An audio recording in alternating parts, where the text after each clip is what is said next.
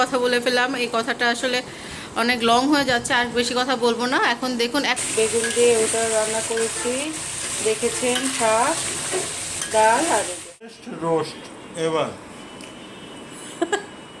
এই যে আমাদের মাম্মা বেস্ট বলেছে, ভালো বলেছে। আচ্ছা, চিকেন রোস্ট। তোমার তো খাবার ভাত শেষ, আবার যাবো আনতে। তাই? আলহামদুলিল্লাহ।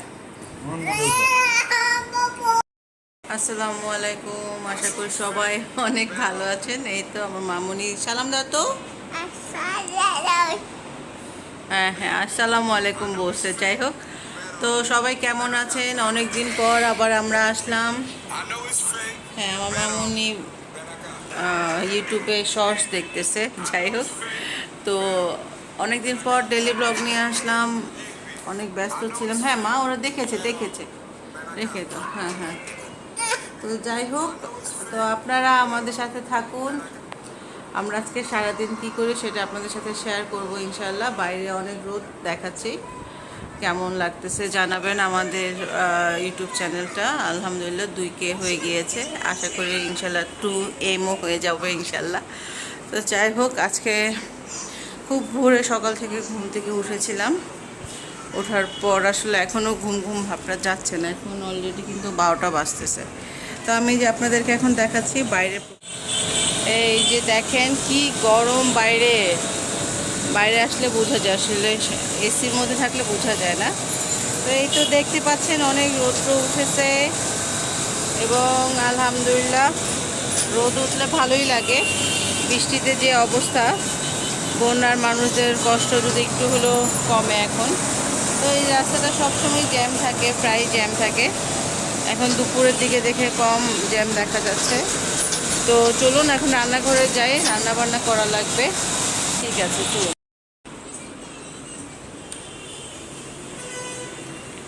এই তো খালা কাটাকাটি করতেছে।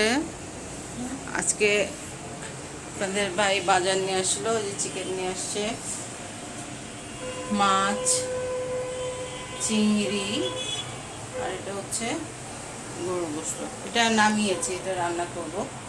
তো যাই হোক, এই তো বাইরের প্রকৃতি, ওয়েদার অনেক ভালো আজকে আলহামদুলিল্লাহ।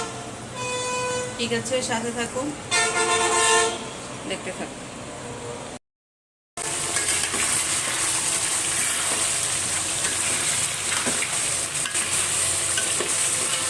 এই তো আজকে চিকেন রান্না করলাম, বেগুন দিয়ে ওটা রান্না করেছি, দেখেছেন, শাক, ডাল আর এই যে চিকেন রোস্ট। এই আজকে আমাদের লাঞ্চ। গোসলের পানিও দিয়ে দিয়েছি, গোসল করবো। এই যে দেখেন, এখন 2টোর মতন বাজে, বাইরে ভাত হয়ে গেছে। তো আপনারা কী কী দিয়ে লাঞ্চ করলেন অবশ্যই জানাবেন। এই কাজটা আমি রান্না করবো এখন।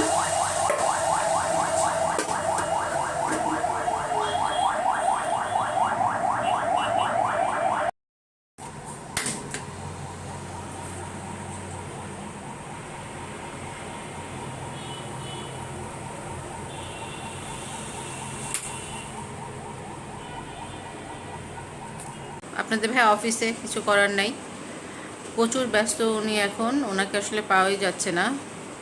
মানে আসার পরে ফুল টায়ার্ড থাকে, যে আপনাদের সঙ্গে যে একটু কথা বলাবো বা শেয়ার করব, সেটাও সম্ভব হচ্ছে না। যাই হোক, ফ্রি হলে আপনাদের সাথে শেয়ার করব আপনাদের ভাইয়ার অভিমত, কেমন যাচ্ছে তার দিনকাল। তো আজকে চলুন দেখুন আজকে কি কি করি। ঠিক আছে, লেটস গো। এই যে চা নিয়ে আসছি, এখন আমি চাটা খাবো। চা ছাড়া আসলে কাজ আগায় না আমার। আর একটু পর আপনাদের ভাগ্নিকে গোসল করাবো, দেন খাওয়া দাওয়া করাবো, ঘুম পাড়াবো। তো এখন আমাকে একটু এনার্জি নিতে হবে এই চাটা খেয়ে। তো চলুন চাটা খেয়ে দেখি কেমন হলো, শেয়ার করি। ওই যে দূরে দেখা যাচ্ছে, দেখেন, এই যে সামনে হচ্ছে 3টা মেয়ে যাচ্ছে, পেছনে যাচ্ছে 5টা ছেলের মতন। হ্যাঁ, তো এই জিনিসটা আমি দূরের থেকে খেয়াল করলাম, আপনাদের সাথে না শেয়ার করে পারলাম না। তো ওই যে ওনারা গাছের ওখানে গিয়ে থেমে গেছে, প্রাইভেট কথাবার্তা চলছে মেবি, আই ডোন্ট নো। তো যাই হোক, এখন আপনাদের সাথে কিছু কথা বলি, চলুন। তো যা দেখলেন সেটা আসলে এখন ওই বিষয়ে কথা বলবো, ভাবলাম একটু বলি কিছু। বিষয়টা হচ্ছে এখন 2টো বাজতেছে, আমি এই চাটা খেতে বসছি। তো আমাদের বরাবর একটা লেক দেখা যায় পার্কের মতন, তো ওখানে দেখলাম যে স্টুডেন্টরা যাচ্ছে, তো একটু মন দিয়ে দেখলাম। তো দেখলাম 3টা মেয়ে যাচ্ছে, পেছনে 5টা মেয়ে ছেলে, সরি 3টে মেয়ের পেছনে 5টা ছেলে। তো যাই হোক, এটা আসলে নর্মাল। এটাই হচ্ছে কি বলবো, একটা মানে বয়সের দোষ বলা যায়। মেবি ওরা ক্লাস 7, 8 অথবা 9-এ পড়ে, যতটুকু বুঝলাম। আমার মতে হচ্ছে বাচ্চা মা বাবার খুব বড় দামি একটা জিনিস, তাদের ভবিষ্যৎ। হ্যাঁ, এই যে আমার মামুনি এখন অনেক ছোট, যাই হোক। তো বাচ্চাদের যেটা হচ্ছে অবশ্যই মা বাবার খেয়াল রাখতে হবে, তাই না? ওনার হচ্ছে, আমি যদি একটু কথা বলতে বসি উনি এসে লাফালাফি করবে, দেখতেই পাচ্ছেন। তো যাই হোক, ওনাকে অনেক বুঝিয়ে পাঠাইলাম। তো বিষয় হচ্ছে, যারা মা বাবা দেখছেন, আপনাদের বাচ্চা যতটুকুই বড় হোক না কেন, যতদিন না সে বুঝে কোনটা ভালো কোনটা খারাপ, অবশ্যই তাদেরকে আপনারা স্কুল কলেজে যাতায়াত করাবেন নিজেরা। কারণ হচ্ছে পড়াশোনা ছাড়া, যেমন আপনারা জানেন, তারা বড় কিছু করতে পারবে না জীবনে, হয়তো পিছনে থেকে যাবে। আর এসবের মধ্যে যখন জড়াবে তখন কিন্তু পড়াশোনাতে কনসেন্ট্রেশন দিতে পারবে না। তবে কিছু আছে খুবই ইউনিক, যারা এগুলোর সাথে প্লাস পড়াশোনাটাও কন্টিনিউ করে, সেটা তাদের আসলে মা বাবার ভাগ্য যে তারা পারে। বাট বেশিরভাগই কিন্তু পিছায় পড়ে। যেমন আমি কিন্তু ছোটোকাল থেকে সবসময় বাবা মার নজরদারিতে ছিলাম।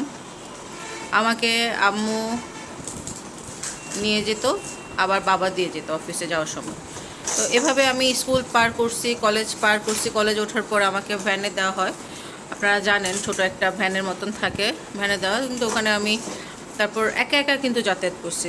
আলহামদুলিল্লাহ, আমাকে বাবা মা এমনভাবে শিক্ষা দিয়েছিল যে এসবের মধ্যে কখনো জড়াই নেই, আলহামদুলিল্লাহ।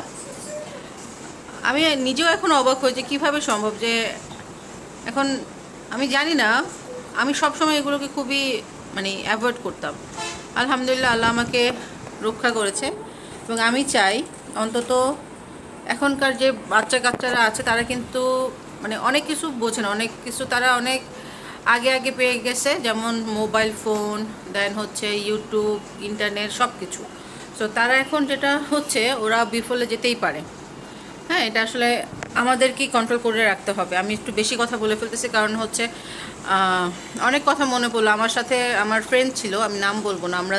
আমি এমন কম্বাইন্ড স্কুলে পড়ি নাই বা কলেজে পড়ি না, আমি পড়েছি মেয়ে শিফট আলাদা, ছেলেদের শিফট আলাদা ছিল। তো আমরা 4জন ফ্রেন্ড একসঙ্গে ছিলাম। যখন আমাদের ফ্রেন্ডের মধ্যেই 2জন ফ্রেন্ড অকালে কিন্তু ঝরে গেছে এই রিলেশনশিপে ওরা জড়ানোর জন্য। এক ফ্রেন্ড তো বিয়েই করে ফেলে, ম্যাট্রিকটাও পাস করে না।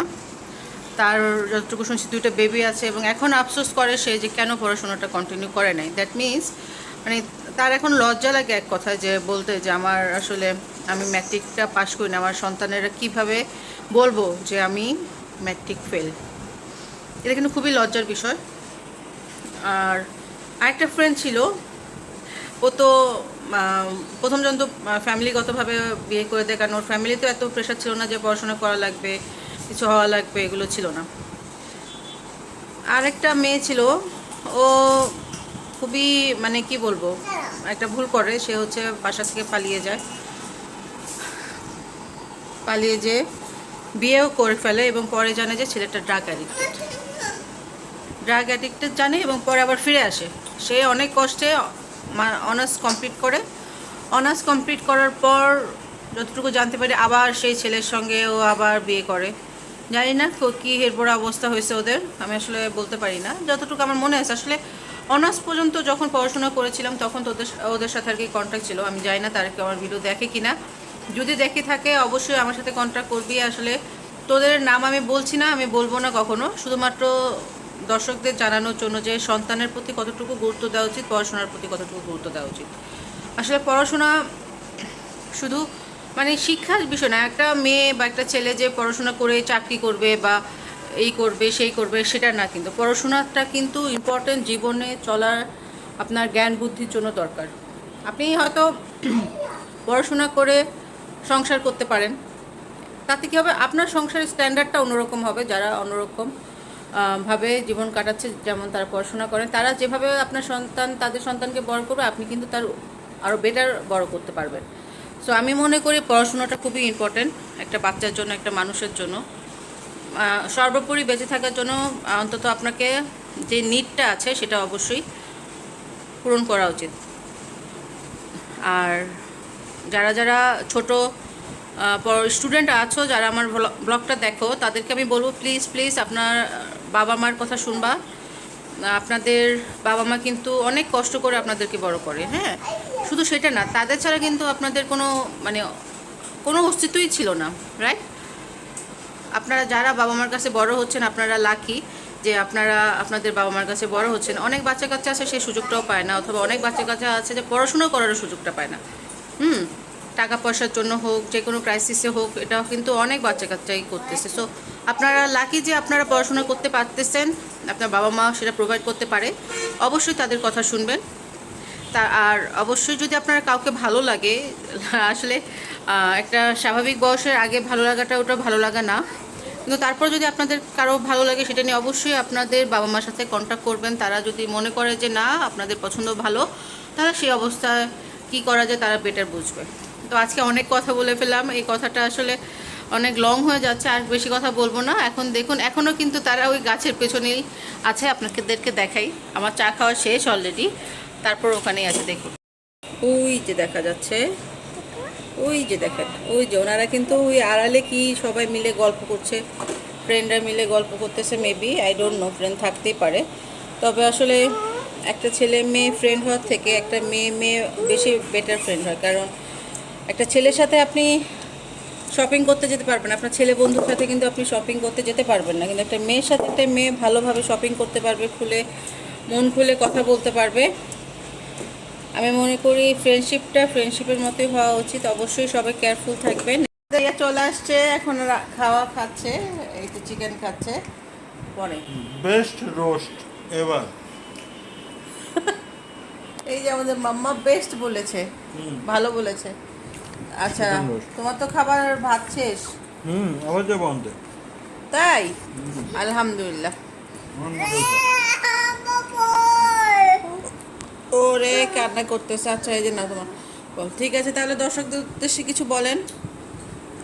এইভাবে রান্না করা হচ্ছে যে আফগানিস্তানের চিকেন রোস্ট খাচ্ছি, মাশাআল্লাহ, সুবহানাল্লাহ, খুবই পারফেক্ট হয়। হোয়াট এ তারিফ, thank you. Thank you, love you. তো আজকে এই পর্যন্তই থাক, আগামীতে শেয়ার করব। আগামী কাল ফ্রাইডে, তো আমি শেয়ার করব কি কি করি। তো সেই পর্যন্ত আমাদের সাথে থাকুন, আমাদেরকে সাবস্ক্রাইব করুন, বেশি বেশি সাপোর্ট করুন। সবার জন্য অনেক অনেক ভালোবাসা, সবাই ভালো থাকবেন। আল্লাহ হাফেজ।